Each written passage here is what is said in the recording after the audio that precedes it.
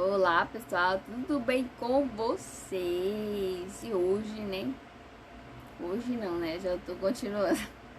Mas hoje, para aqueles que não assistiram o estudo anterior, a gente vai iniciar com o estudo das 7 igrejas do livro de Apocalipse, que são Éfeso, Esmirna, Pérgamo, Tiatira, Sardes, Filadélfia e Laodiceia, né?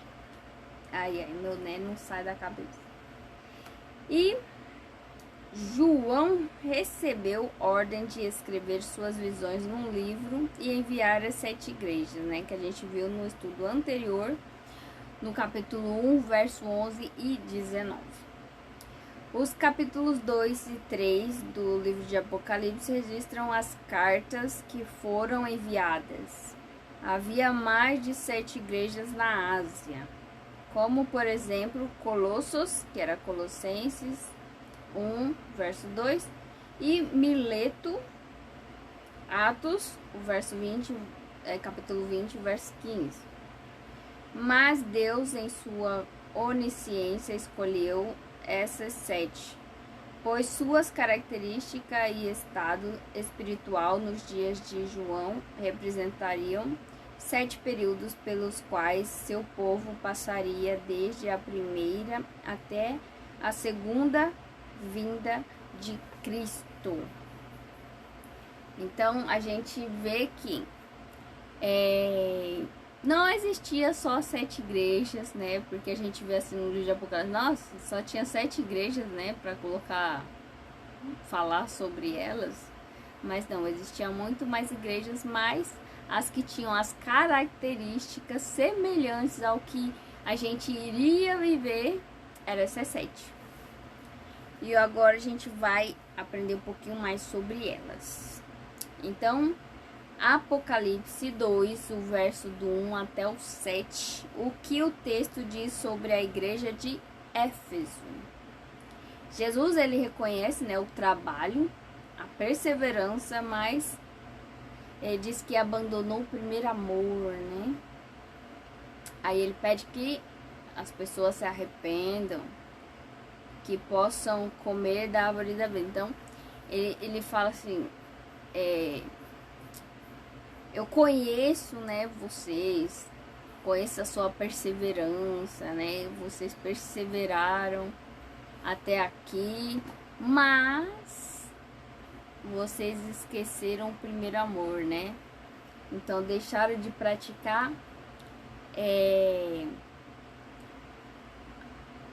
de tipo espalhar o evangelho como era no princípio, né? Assim que você se batiza, tudo, você recebe o batismo do Espírito Santo no batismo, e aí você fica cheio para falar para outros, né?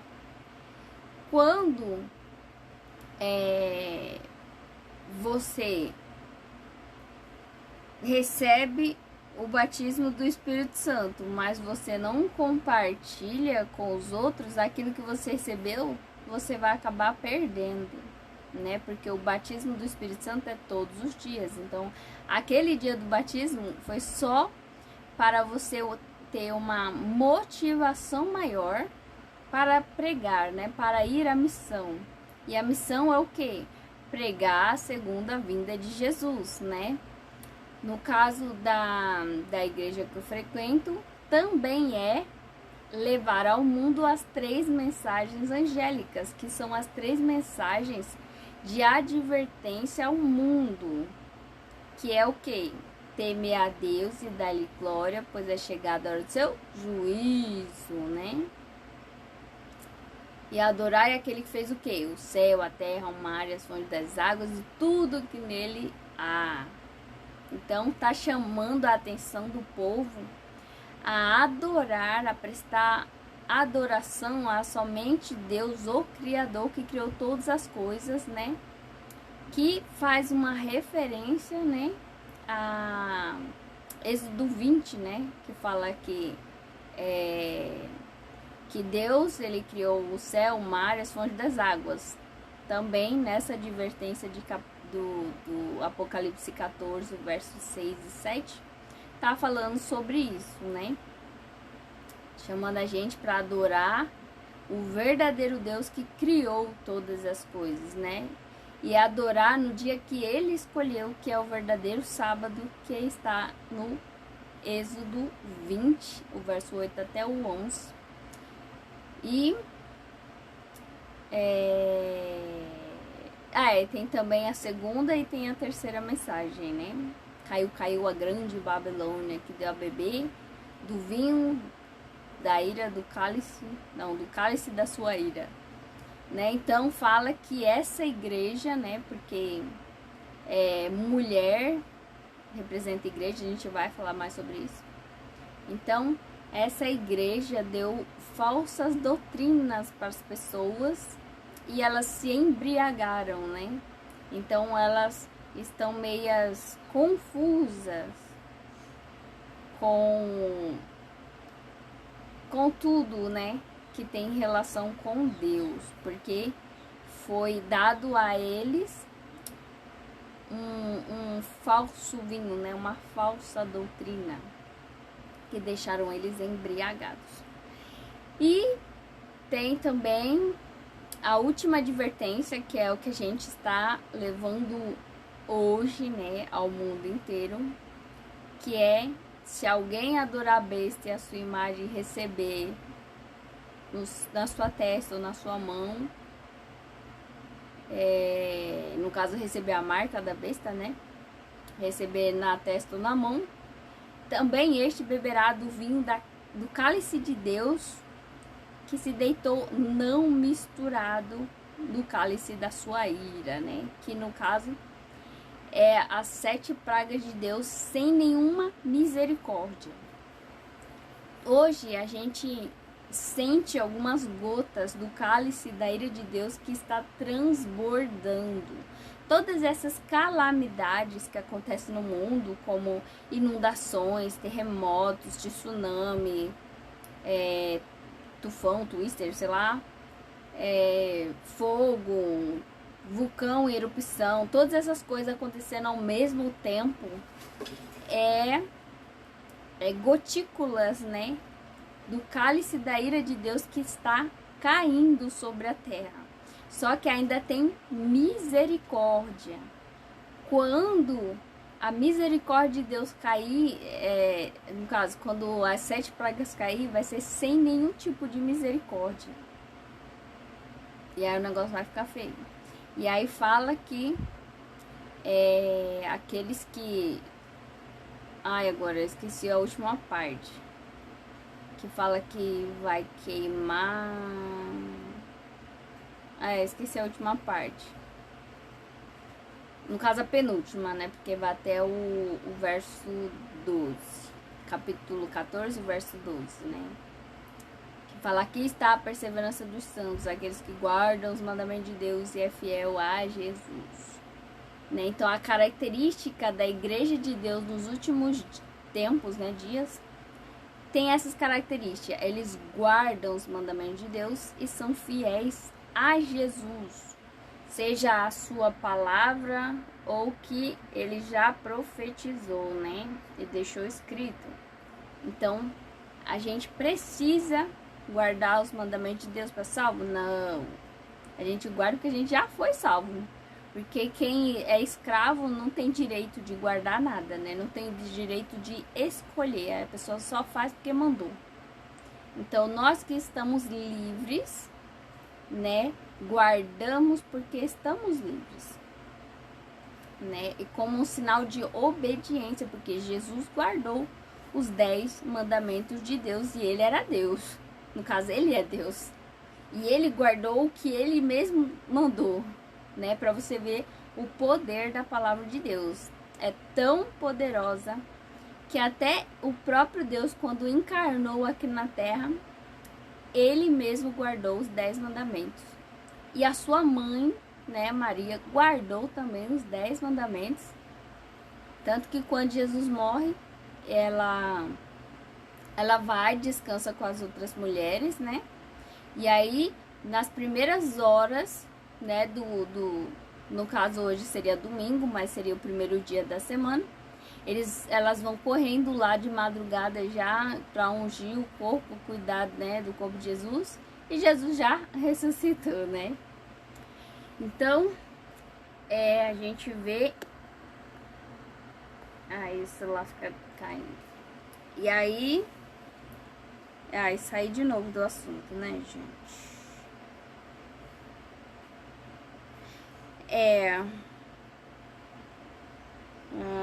Tá, vamos lá para a igreja ainda de Éfeso que a gente estava falando. Então, a igreja cristã foi fundada pelo próprio Jesus Cristo. Mateus 16, o verso 18. Sua igreja passaria por este período representados pelas 7 igrejas. A igreja de Éfeso representa o período da igreja cristã, que vai do ano 31 até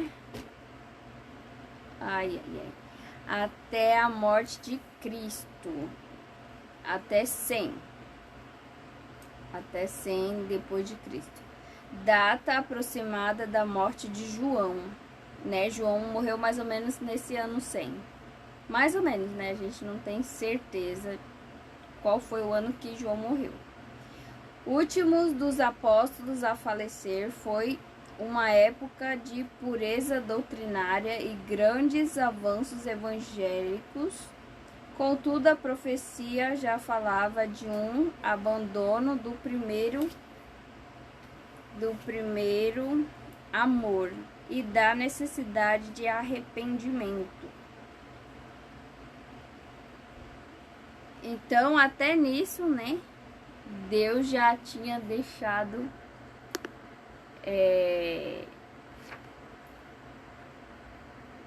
profetizado, né, que a igreja passaria por esse abandono do primeiro amor.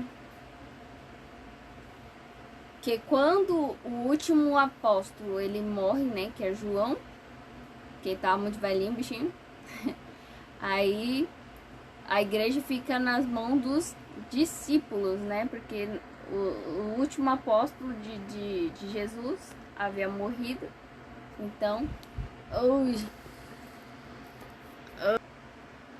olá pessoal, tudo bem com vocês? E hoje, né, nós vamos iniciar com as 7 igrejas, né? No estudo anterior foi só a introdução do livro de Apocalipse e hoje a gente vai começar de fato, né, o estudo do capítulo 2. Então, João recebeu ordem de escrever suas visões num livro e enviar às 7 igrejas. Apocalipse 1, verso 11 e 19. Os capítulos 2 e 3 do Apocalipse registram as cartas que foram enviadas. Havia mais de 7 igrejas na Ásia, como por exemplo Colossos, que é Colossenses, capítulo 1, verso 2, e Mileto, que é Atos, capítulo 20, verso 15. Mas Deus, em sua onisciência, né? Deus, em sua onisciência, escolheu estas 7, pois suas características e estado espiritual nos dias de João representariam 7 períodos pelos quais seu povo passaria desde a primeira até a segunda vinda de Cristo. Então vamos para a primeira igreja, a igreja de Éfeso, né? São 7. Éfeso, Esmirna, Pérgamo, Tiatira, Filadélfia, Laodiceia. Isso. Eu falei Sardes? Então, Éfeso, Esmirna, Pérgamo, Tiatira, Sardes, Filadélfia e Laodiceia, né? Que é a 7ª igreja. Hoje a gente vai falar sobre Éfeso. Na verdade, vai falar sobre todas, né? Mas agora o começo é Éfeso. Capítulo 2, do 1 até o 7, os versículos, vou deixar tudo na descrição para você ler na sua Bíblia, né? Então você pausa aí o vídeo e lê na sua Bíblia, ok? O que o texto diz sobre a igreja de Éfeso, né? Aí diz que Jesus, ele reconhece, né, o trabalho que a igreja fez, reconhece a perseverança da igreja, mas que abandonou o primeiro amor, né? Eles pararam de levar o evangelho quando eles começaram, né? E aí Deus pede, né? Jesus pede para que eles se arrependam, para que eles possam comer da árvore da vida. Resumão, né? Bem resumão. E aí a igreja, né, cristã foi fundada pelo próprio Jesus Cristo. Mateus 16, o verso 18. Sua igreja passaria por este período, representados pelas 7 igrejas. A igreja de Éfeso representa o período da igreja cristã que vai do ano 31 depois de Cristo, ano da morte de Cristo, né, até 100 depois de Cristo, data aproximada da morte de João, né, porque não temos uma data exata de quando João morreu, mas foi por ali, né, pelo ano 100 por ali. Os últimos dos profetas a falecer foi uma época de pureza doutrinária e grandes avanços evangélicos, né? Porque na época dos apóstolos, eles tinham esse negócio de ensino, né? Que era... eles tinham muito esse negócio de comunhão, né? Eles viviam juntos, comiam juntos, repartiam o pão juntos. Se alguém estava passando por necessidade, uma pessoa tinha bens, a pessoa vendia para ajudar, né, aquela pessoa que estava necessitada da igreja. E tipo, se faltava comida, a pessoa que tinha, ela pegava e comprava ou dava o dinheiro para alguém comprar, para que a igreja tivesse mantimento para suprir a necessidade de todos. E eles perseveravam no ensinamento, né, da doutrina, né? Fala aqui que a doutrina, né, na época era pura, porque eles, assim que eles, como eles receberam de Jesus, eles ensinavam, né, ali na convivência do dia a dia. E com o passar do tempo, né, esse convívio, esse ensinamento foi deixando de acontecer com frequência como era no tempo dos apóstolos. E aí acontece esse esfriamento e aí o abandono do primeiro amor, né, que fala. E aí vem Jesus e fala para que eles se arrependam, né? E volte à prática do primeiro amor. E aí vem a igreja de Esmirna, que é o capítulo 2, do verso 8 até o 11. O que o texto bíblico informa sobre a igreja de Esmirna. Então, Jesus, ele conhece, né, a tribulação que essa igreja de Esmirna passou, né? E também a pureza também ele reconhece. E também fala para que eles não temam, mas que seja fiel, né? Que ele daria a coroa da vida. E, bom, Esmirna representa um período que vai desde a morte de João, por volta do ano 100 depois de Cristo, até 313 depois de Cristo. Na carta está escrito: eis que o diabo está para lançar em prisão alguns dentre vós, para serdes postos à prova, e tereis tribulação de 10 dias. Só que a gente sabe que 10 dias No livro de Apocalipse são 10 anos, né? Porque são dias proféticos, então é dia ano.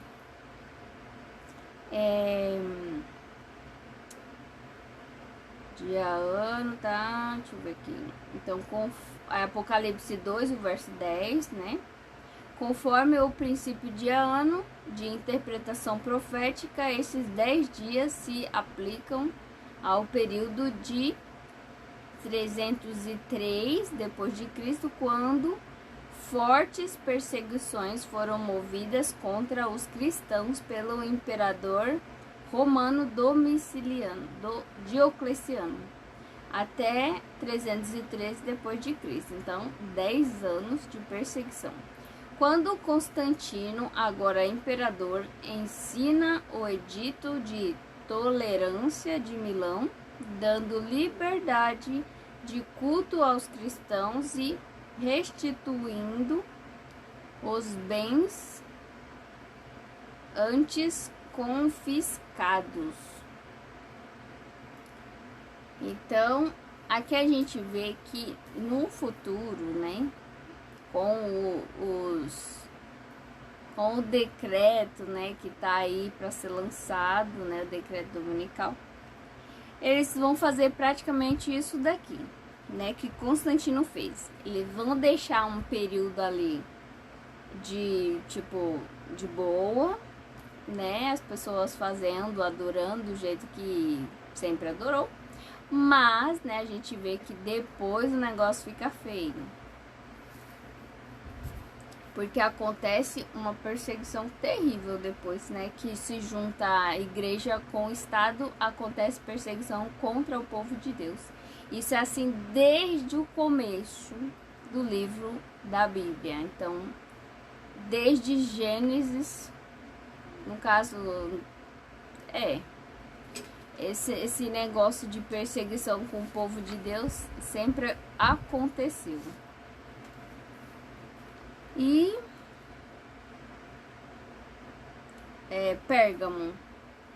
Pérgamo vai do capítulo 2, o verso 12 até o 17, o que o texto bíblico informa sobre a igreja de Pérgamo, né? Então, Jesus diz, né, que reconhece onde mora, né? Onde que a igreja de Pérgamo estava, então ele reconhece onde é que ele mora e fala que tenho contra ti que sustenta as doutrinas de Balaão e dos nicolaítas. Aí Deus fala para se arrepender, que a pessoa que se arrepende, né, vai comer do maná escondido. Então, em Pérgamo representa a história da igreja cristã do ano 313 depois de Cristo até 338 depois de Cristo, quando após a queda de Roma Ocidental, né, em 476 depois de Cristo, sai de cena o imperador e surge o papado. E é aqui que o negócio fica feio.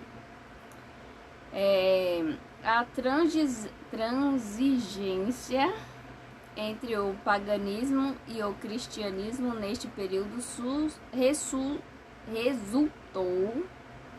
resultou no desenvolvimento do homem do pecado, né, que fala em 2 Tessalonicenses 2, o verso 3.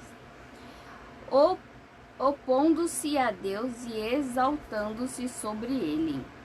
Em 533, Justiniano, imperador de Roma Oriental, agora não é ocidental, é oriental, já havia declarado ser o Papa cabeça de todas as igrejas. Então foi um romano que disse que o papado, né, é o cabeça de todas as igrejas. Não foi Jesus, porque Jesus é a cabeça da igreja, né, a cabeça da sua esposa, da mulher. Em fevereiro de 538, após a expulsão de Roma da última tribo antagônica ao papado, os ostrogodos, deu-se início ao período de supremacia papal que, segundo a profecia, deveria durar 1260 anos.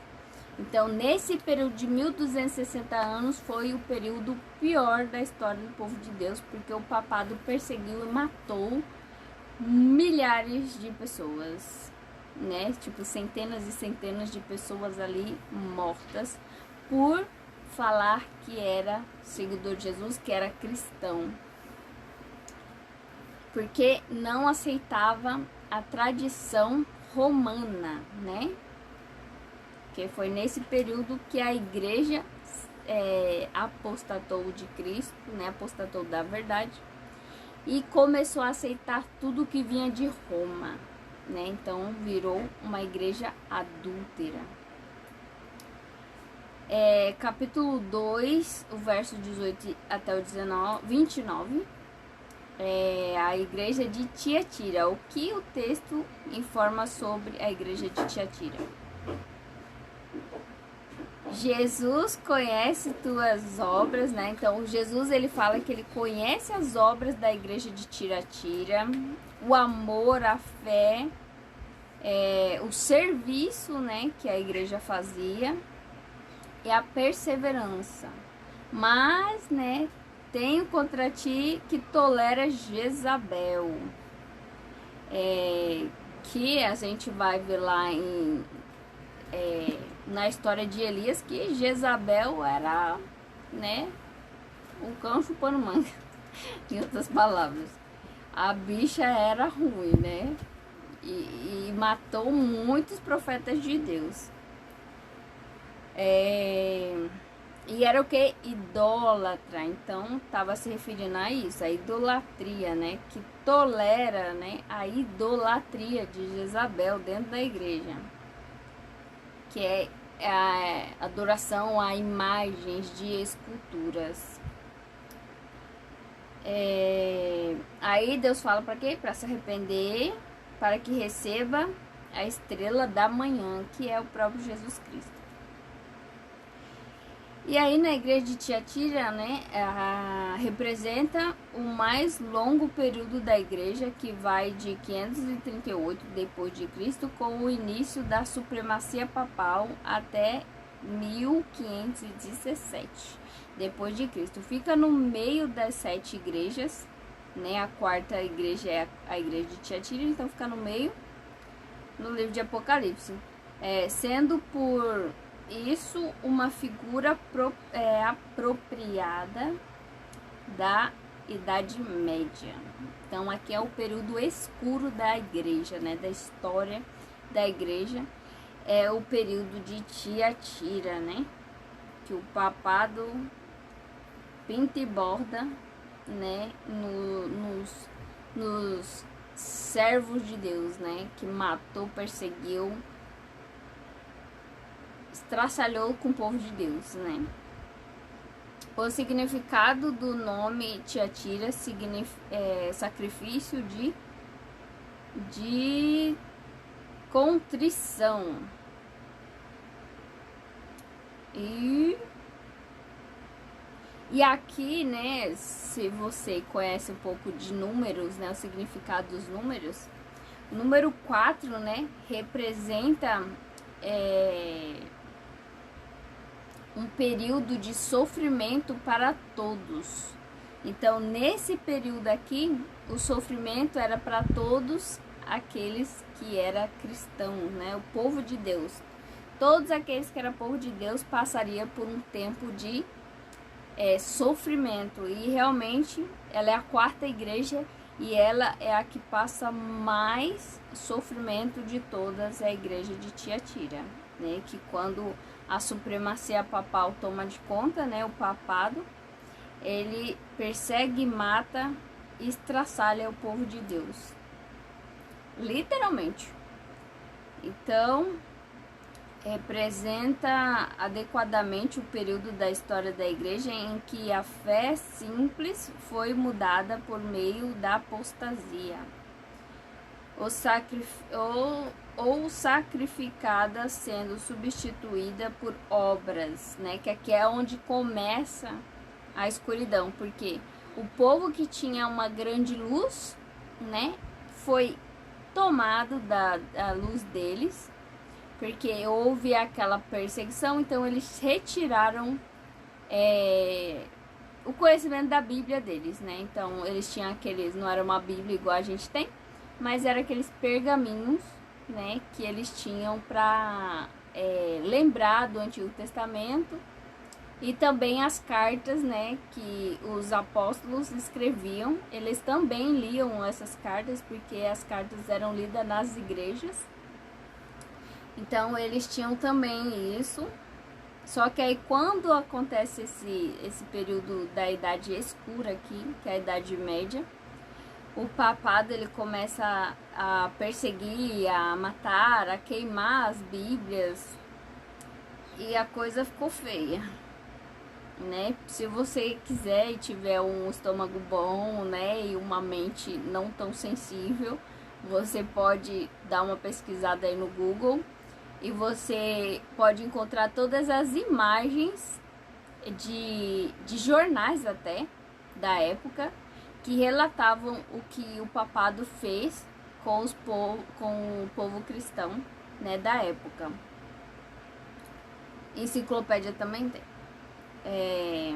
Então aí começa a entrar as tradições pagãos, né, dentro da igreja. Então adoração a imagens, batismo de bebê, de oração pelos mortos, nossa, é um monte de coisa. Acho que tem uns 300 e pouco coisas do mundo que veio para dentro da igreja neste período. Então foi um período difícil para a igreja, pois lentamente foi se afastando da pura doutrina de Cristo e assimilando os dogmas e tradições do paganismo. Este período também testemunhou uma forte perseguição, pois no século XII o papado criou o pior de seus estratagemas, o Tribunal do Santo Ofício, Santa Inquisição. Aqui eles matavam com gosto, viu? E milhares de pessoas foram mortas. Não só mortas, né? Mas eles tomavam as posses das pessoas e matavam elas. Então, por isso que a igreja, né, romana, ela é tão rica assim, né? Porque desde essa época, né, eles já tomavam as coisas das pessoas e matavam, torturavam, né? E todas essas barbaridades a igreja católica romana fazia. Então, até hoje, né? Tem não sei se é uma carta, que eles falam que eles vão retirar, né, das pessoas os seus bens, eles vão ficar sem nada e ainda vão ser felizes sem nada, né? Então as pessoas que puderem ir para o interior, né, plantar sua comidinha, fazer sua casinha lá, com sua própria água, sua própria energia, se vocês conseguir, puder, né, que faça isso o ano que vem no máximo, né? Comece já hoje, se você já tem, então já vai se programando para o começo do ano que vem já começar, porque 2025 a gente já sabe que vem coisa por aí, né? Se você dá uma pesquisadinha sobre 2025 na internet, nos sites, né, que tem aí envolvidos com essa data, vocês vão ver que o negócio vai ficar feio, né? Eles pintam uma coisa muito bonita, mas a intenção deles é tirar do povo a liberdade não só religiosa, mas a liberdade do ser humano. Eles querem transformar as pessoas que vivem nas grandes cidades em escravos sem direito a nada, e ainda falam que vai ser feliz sem nada, né? Porque a gente tem o costume de falar que Jesus é tudo, Então, ficou a dica. E a igreja de Sardes, né? Do capítulo 3, do 1 até o 6, o que o texto bíblico informa sobre a igreja de Sardes. Aí Jesus diz que reconhece que ela parece viva, mas ela está morta. Vigiai. Então, hoje, né, trazendo para o nosso tempo, tem muitas igrejas que parecem fervorosas, parecem tão vivas, né? A igreja sempre lotada, as pessoas animadas, não sei o que, né? A pessoa fala, nossa, Deus está aqui.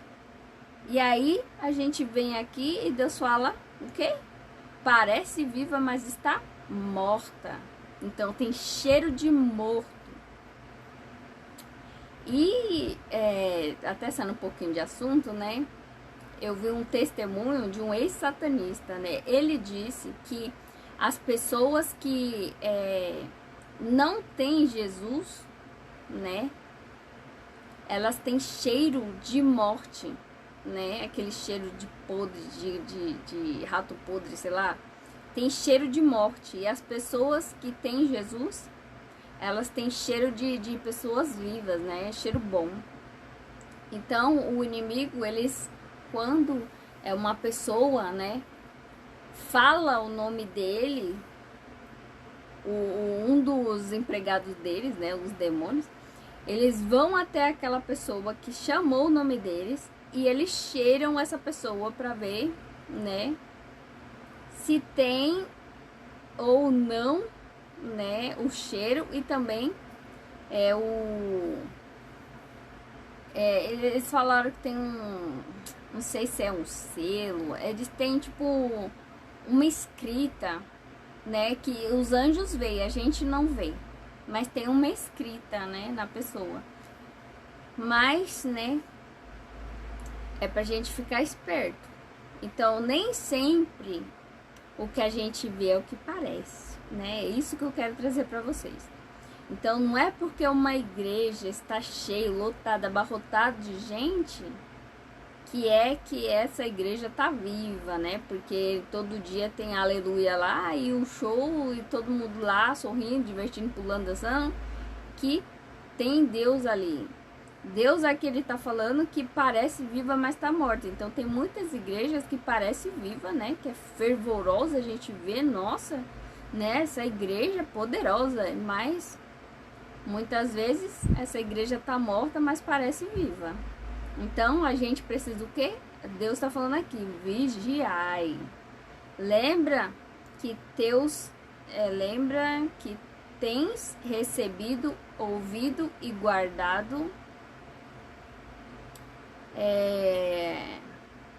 Aí Deus está falando aqui para a pessoa lembrar do que a pessoa recebeu dele, né?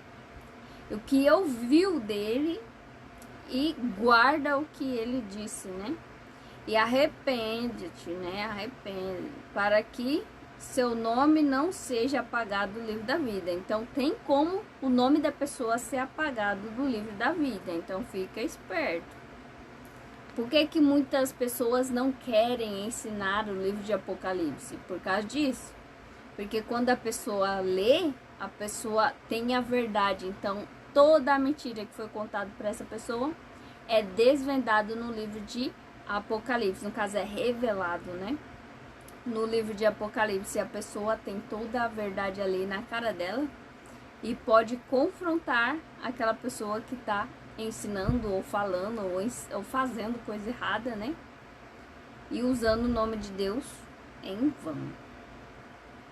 Então aqui a gente vê que o Jesus disse que é possível apagar o nome da pessoa que já tenha o nome escrito no livro da vida.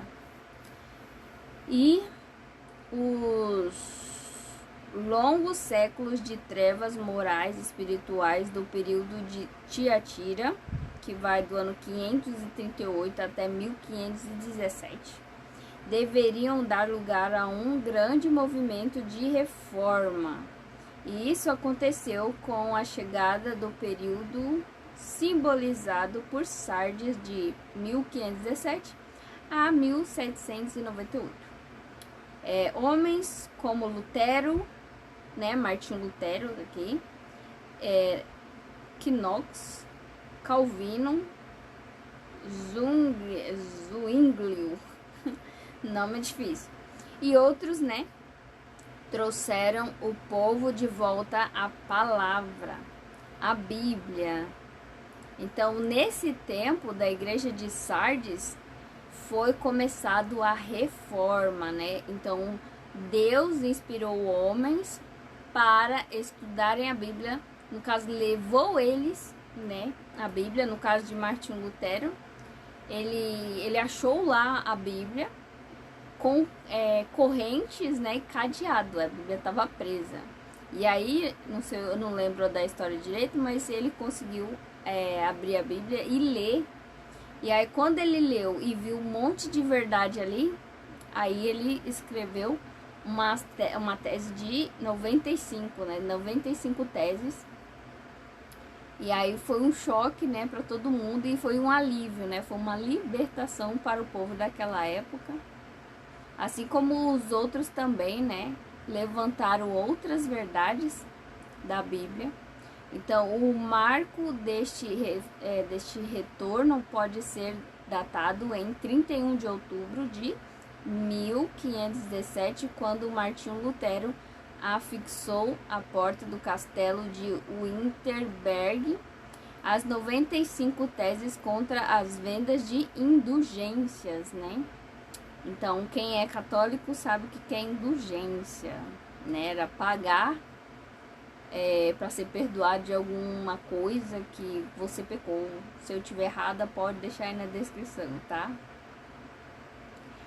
Marcando assim o início da reforma protestante. Então, aqui a indulgência eles tinham que pagar, né, para receber algo de Deus, seja perdão ou sei lá o que fosse, eles tinham que pagar essa indulgência. E agora chegamos na igreja de Filadélfia, do capítulo 3, o verso 7 até o 13. O que o texto bíblico informa sobre a igreja de Filadélfia. Aí Jesus, ele diz que abriu a porta da graça, né? E diz: venho sem demora, conserva a tua coroa e te farei coluna do meu santuário. Então, na época de Jesus, né, tinha essas colunas, né, nos santuários dos pagãos, né? Então, era umas colunas bem grande, bonita, né? E aí tinha nomes também. E aí Deus usa essa referência para falar que no céu as pessoas que permanecer, né, Deus vai fazer deles coluna no céu. Então, o que é isso? Na casa de Deus, né, no santuário de Deus, vai existir colunas. E nessas, provavelmente deve ser 12, nessas colunas vai ter lá o nome de cada pessoa que perseverou até o fim. É tipo como se fosse uma calçada da fama, só que é uma coluna. Né? Um exemplo simples, né, para que você entenda. Então, a igreja de Filadélfia representa o período que vai de 1798, fim dos 1260 anos da supremacia papal, né? Apocalipse 12, o verso 6 e Apocalipse 13, o verso 5. Até 1844, fim do período profético das 2.300 talismãs de Daniel 8, verso 14. Este foi um período de notável atividade na obra das missões cristãs e na distribuição da Bíblia. Aí nesse período voltaram a distribuir a Bíblia, né? E aí o povo recebeu de novo a luz, né, da Bíblia. Então a Sociedade Bíblica Britânica começou a funcionar em 1804 e a Americana em 1816, mas foi também um momento de grande interesse no cumprimento da profecia bíblica e do breve retorno de Cristo, o cumprimento dos sinais dados por Jesus, Mateus 24, verso 29, e o escurecimento do sol e a lua vermelha como sangue. A data aqui é 19/5/1780 e a queda das estrelas 13 do mês 11 de 1833. E teve também o grande terremoto de Lisboa. Então, todos esses negócios que Jesus fala no Mateus 24 já se cumpriram, né? O escurecimento do sol, a lua tornando-se em sangue, a queda das estrelas e o grande terremoto já aconteceu, né? Que é o marco do tempo do fim, foi aqui. Que era esse sinal aqui que a gente precisava para que a gente entendesse que chegou o tempo do fim. Então, quando isso ocorreu, nesse período de 1780 e 1780 e 1830 e poucos, aconteceu essa indicação, né, que começou o tempo do fim. Indicava a proximidade do fim, né, que eu acabei de falar. Então, assim, o fim do século XVIII testemunhou a inauguração de um dos mais poderosos movimentos para a evangelização do mundo. O período de Filadélfia culminou com o grande movimento do segundo advento do século XIX. Advento está falando da volta de Jesus, tá? Através do estudo das profecias de Daniel e Apocalipse, a cristandade chegou a uma profunda convicção de que a volta de Cristo estava próxima. Este reavivamento culminou numa grande decepção, como veremos quando estudarmos Apocalipse 10. A gente vai estudar sobre o grande desapontamento, né? Porque eles acreditavam que a terra era o santuário, né?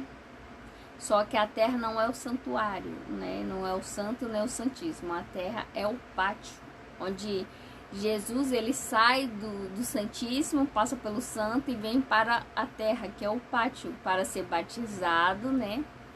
Na pia, né? Você lembrando ali do santuário. Então, ele sai do santíssimo, passa pelo santo, batiza ali na pia e depois ele sobe para o altar de sacrifício. Então, a terra é o pátio, não o santuário. Então, eles não tinham entendido isso, por isso que eles acreditavam que a purificação da terra era a volta de Jesus. Por isso houve o grande desapontamento, mas a conta, né, eles calcularam corretamente. Então, é isso aí. E Laodiceia, chegamos na última igreja. O que o texto bíblico informa sobre a igreja de Laodiceia, capítulo 3, o verso 14 até o 22. Então, Jesus diz que somos mornos e aconselha que nós compramos ouro, vestes e colírio, né? E Jesus, ele nos pede para sermos zelosos e que possamos peçamos perdão, né? Para que possamos sentar no trono com ele, né? Que é o que ele promete ao que vencer, sentar no trono como ele se sentou no trono do Pai. E a Laodiceia é a última das 7 igrejas, que é o período espiritual da igreja que a gente se encontra hoje. Cobre o período da história da igreja em que nosso sumo sacerdote celestial, Jesus leva a cabo o seu ministério de juízo. Logo antes da segunda vinda em glória, Jesus iniciou seu ministério como sacerdote logo após sua ascensão. Então, quando Jesus ele morreu e subiu ao céu, ele deu início ao ministério, né, de sacerdote. Então, ele ia interceder pelo povo aqui na terra. E aí, com esse período aqui da reforma, né, que foi o período da Igreja da Filadélfia, acontece o juízo de investigação. Então, ocorre no céu hoje, né, o juízo de investigação. Então, Jesus, ele passa do santo para o santíssimo, para dar início ao juízo que já começou. Por isso, nós estamos, né, pregando a volta de Jesus e a mensagem que Deus deixou à igreja dele, que é as 3 mensagens angélicas, as 3 mensagens de advertência ao mundo, né, que é Apocalipse 14, do verso 6 até o 12. Então, fica aí mais uns versos para você estudar sobre a mensagem que Deus deixou para o povo dele, né, a igreja de Deus na terra, que levasse essa mensagem ao mundo, né, assim como fez Jonas, Noé também, né, que levou essa mensagem de advertência ao mundo, porque o mundo seria destruído, né? No caso de Noé, o mundo inteiro. No caso de Jonas, a cidade. Mas seria destruído. No caso de Jonas, a cidade se arrependeu. Então, teve a oportunidade de se arrepender. E igual hoje. Hoje o povo tem a oportunidade de se arrepender quando recebe a mensagem e aceita. Se recebeu a mensagem e não aceitou, é como o povo do tempo de Noé, né, que recebeu a mensagem, rejeitou a mensagem de advertência de que o mundo seria destruído por água, só que hoje o mundo será destruído por fogo, né? Não é mais água, é fogo. Do mesmo jeito que foi no dilúvio, que houve fogo, água do céu e água da terra, né, jorrando água da terra, a terra se abriu e jorrou água, e o céu se rompeu e desceu aquela tromba d'água, né, porque não era chuva, era uma tromba d'água. Então, do mesmo jeito, né, vai ser agora. Não vai ser água, mas vai ser fogo. Deus vai mandar fogo do céu, assim como ele mandou em Sodoma e Gomorra. Então, vai descer fogo do céu, mas não vai ser estrela cadente, não. Vai ser aquele, do mesmo jeito que era no tempo de Noé, que era torrente de água, vai ser umas torrentes de fogo. E a terra vai se abrir e vai sair fogo do chão, né? Assim como o vulcão jorra, né, lava ardente, vai ser assim na última destruição desse planeta, né? Que vai ser a purificação por fogo, né? Porque existe 2 purificações: a purificação com água, que era um batismo, e a purificação com fogo, o Espírito Santo, no caso do ser humano vivo, né? Mas, se falando do planeta, é fogo literal e água literal, né? E deixa eu ver aqui. Então, de acordo com a profecia das 2.300 tardes e manhãs, no ano de 1844, ele começou a oficiar também como sumo sacerdote, embora Jesus esteja no santuário intercedendo e julgando seus filhos. O estado espiritual de Laodiceia é de profunda letargia, né? A igreja está meio que adormecida, está meio lenta, sabe? Aquela preguicinha, depois você come um monte, e dá aquele sono, né? Você fica na maior malemolência. Então, a igreja está nesse período, né? De mornidão, letargia. Então, o Apocalipse os descreve como mornos. E a menos que mude de atitude,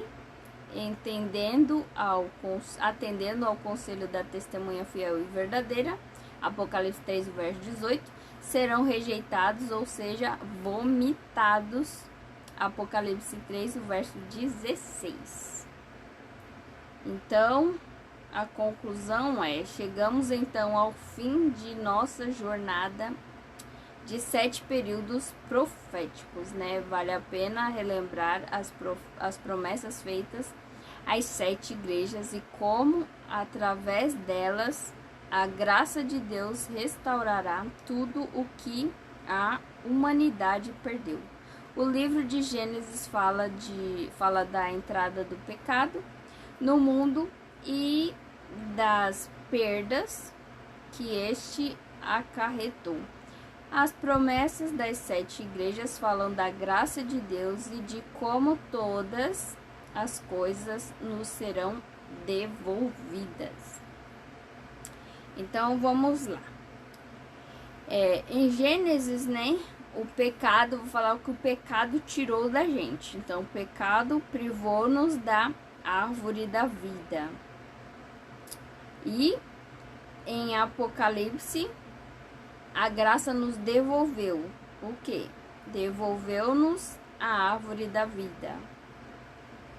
Então, eu vou deixar isso daqui escrito na descrição, tá? Eu acho que eu vou deixar só o capítulo, né? Porque isso daqui é muita coisa, então não vai dar pra me escrever na descrição, porque vai ficar muito. Eu não sei se cabe tudo. E o pecado colocou-nos sob sentença de morte, né? Porque a alma que peca, essa tem que morrer. Então, a graça dá-nos a vitória sobre a segunda morte. O pecado força-nos a ganhar o nosso pão, né? Por isso que a gente não gosta de trabalhar. Porque força a gente a ganhar o nosso pão. Porque assim, o trabalho, né, é bom para o ser humano, mas ele força a gente a trabalhar para ganhar nosso pão. A gente antes não precisava ganhar para, né, comer nada, porque a gente tinha no Jardim do Éden de graça e ali disponível em várias e várias quantidades, porque era gigantesco. Então, quando isso passa a ser um forçar, né, passa a ser um fardo. Então, o ser humano, né, ele não gosta de trabalhar, mas ele tem prazer em fazer algo que algo que é prazeroso, né? Pode até ser trabalho para alguns, mas quando a pessoa sente prazer naquilo que faz, não é um trabalho. Então, quando isso é forçado pra gente ganhar para comer, aí passa a ser um fardo. Então, a graça provê para nós o maná escondido. O pecado roubou nosso domínio. A graça promete-nos poder sobre as nações. O pecado deixou-nos nus. A graça veste-nos com vestiduras brancas. O pecado expulsou-nos da presença de Deus. A graça faz-nos colunas no santuário de Deus. O pecado devolveu-nos ao pó. E a graça coloca-nos no trono de Deus. Maravilhoso, né? Então, essa é a mensagem de hoje. Deus abençoe cada um que estiver vendo, né, esse estudo. Que a graça de Deus esteja com cada um de vocês. E até o próximo estudo.